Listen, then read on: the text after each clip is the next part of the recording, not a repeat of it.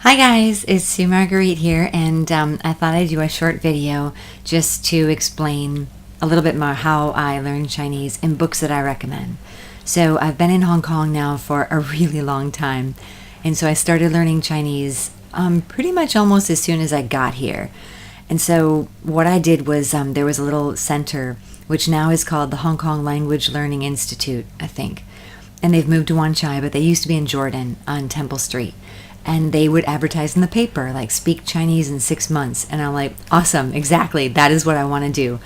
So I signed up, and they had a brilliant way of teaching Chinese. It was 3 different parts. You would first have a big lecture with about 20, there's about 20 or 30 of us there. And he would use a piano to do the different tones. So he'd use a piano to tell us what the different tones were. And then we would break into small groups with a TA, and we'd practice, daily situations. We'd use money. It was great. And the third part, which I actually tended to skip out on a lot, was using cassette tapes. And they had a system back then where you would, I'm sure they have it now online and different programs, where you hear the example, you speak it, and then you can compare yours with the tutor or the teacher. So that was the way I learned way back when. And after that, I just learned from friends, pretty much self-taught after that. But I did develop an interest in learning to read and write. So what did I do? This was way before the day and age of the internet. So I went to Chinese University, and I never took a proper course in learning Chinese from them. But seriously, their books are awesome. To learn to read and write, they're beyond really, really good. So I just went there and said, hey, can I buy your books? And they said, yeah. So one thing that I've left over from them, one of the things I'd like to recommend is this huge wooden box, which I guess they don't sell the wooden box anymore, which is seriously sad, because this is full of, you can see, flashcards, 1,000 basic Chinese characters from the Chinese Language Center, the New Asia, Yale-in-China, which is why I'm always going on about the Yale-in-China system of Pengyam, the phonetic system, which is great. So inside you got your little book, flashcards, and in there you would they list every single one with the character and the Yale-in-China pronunciation code. And then literally you've got 1,000 cards. So I would take these every day on the bus and go over them. There's the but, and they would show you, these cards are brilliant. They'd show you, like, the blue, I can't figure out how to do this, sorry. The blue is the radical.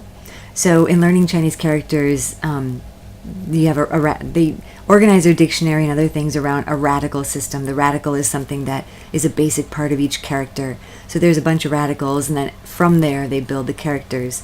So this is but, which means no. And then and they tell the stroke order as well. You probably can't see. Sorry. You can see the stroke order. And also they'll have the simplified character in the bottom. On the reverse side, look at that. They tell you, this is just awesome. So they tell you it's but, and they give you the Mandarin pronunciation as well. They tell you what it means, and then they give you combinations for using it. So these characters are just, this box of stuff is great. You can still buy this at Chinese University. And again, there's 1,000. Like I said, I think it comes in a paper box now, which is sad, because I got this brilliant wooden box. So, flashcards, 1,000 basic Chinese characters from the New Asia, Yale-in-China Chinese Language Center. So that's that. Another book that a lot of people recommend, you can still buy it, is The Right Word in Cantonese. And this book, as you can tell, I think this may be like a first edition. Seriously, it's old. It is so old, in fact, that in the back they had a map of the MTR. Look at this. I'm doing this video in 2017, and they now have like way more lines than that. When I first came to Hong Kong, they had 3. They had the blue line, the red line, and the green line. And then I drew in the Lam Tin, because Lam Tin, they had over here, the Lam Tin, everything's backwards. Lam Tin was the first, and now I think it goes to, what's that? Zheng Guano or something. But anyway, you can see the airport, the old airport, Stonecutters Island. Sorry, this is turning into a geography lesson. Stonecutters Island, which is now completely reclaimed, and they have the big highway out to the airport. So, yep, that was it, way back when. But more importantly than the MTR stop is this book is brilliant. It has all the characters, all the words that you want to know.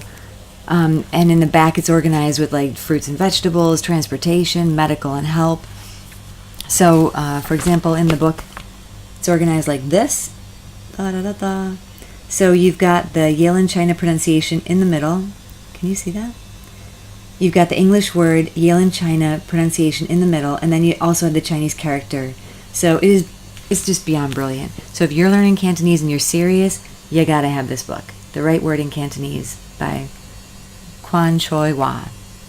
And actually, I'm quite interested to see. 1989.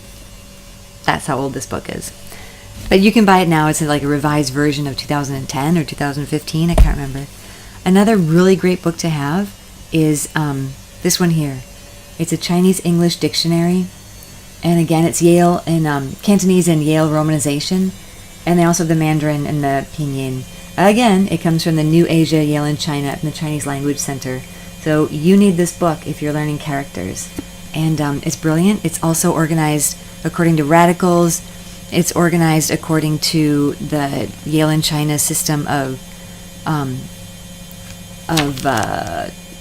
pronunciation, and it's also organized in stroke order, I think, isn't it? Yeah, in the stroke order. So how many strokes in the character, and then you can look up the word. So it's brilliant. The thing I really like about this is that, for example, when you're learning Cantonese and all the different tones, right? And like yet, it all sounds the same, right? Well, in this one, you can actually look and see all the different ways to pronounce. Like, for example, can you see there? All the different ways to pronounce yao. Where is it here? There. Yao, yao, yao, yao, yao, yao. So it goes all the way down. And so you can actually see the different characters that may have the same pronunciation but a different character, or characters that like sound the same maybe to us, whereas learning, but you can tell from the tone marks that they're actually a different way to pronounce them. So again, this book is Chinese English Dictionary, and it's from the Chinese University of Hong Kong. And you can tell mine is literally falling apart because I've used it so much, and it is really, really good. So you got to have this book. And I'm pretty sure they still probably have it, because why wouldn't they? It's awesome. So that's another one. Another one I came across, this was in 2003, I noticed, because I wrote the year in my name in the front, is this General Chinese English Dictionary. This one is, I thought this one was super, super good. Why? Because the same way of looking things up, but this one has an insane amount of combinations, which is really good. So, for example, just look at this one. Just look at all the combinations that they'll have for one character. So it's beyond useful when you're actually translating or writing, or you just want to learn more combinations of characters.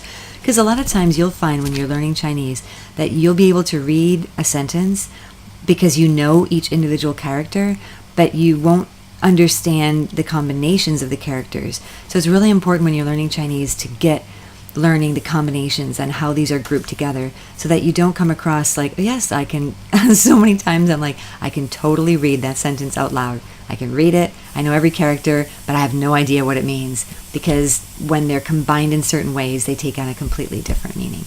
So those are my recommended books for you. Again, the flashcards, which are really great, and you get them at Chinese University. This one you can buy in a bookstore, Right Word in Cantonese. Awesome. And this has a lot of like useful stuff in it. And this one, if you're really serious about learning characters, combinations, that I found really useful. And this one, again, beyond brilliant. Again, it's from the Chinese University, so they're all tied in together. And they all use the Yale-in-China system, which I think is brilliant. Have I said that word enough? So anyway, I really hope this was useful to you. I know there's other videos out there that go more in depth into each book, but these are my go-to books. And even though we've got Google Translate, which I use a lot, if you don't have a good foundation in the characters, Google Translate's pretty useless, because it's it's Cantonese, and so like there's it's pretty funny sometimes, some of the Google Translate things. So get these books, do it the old-fashioned way, and good luck. See you next time. Bye.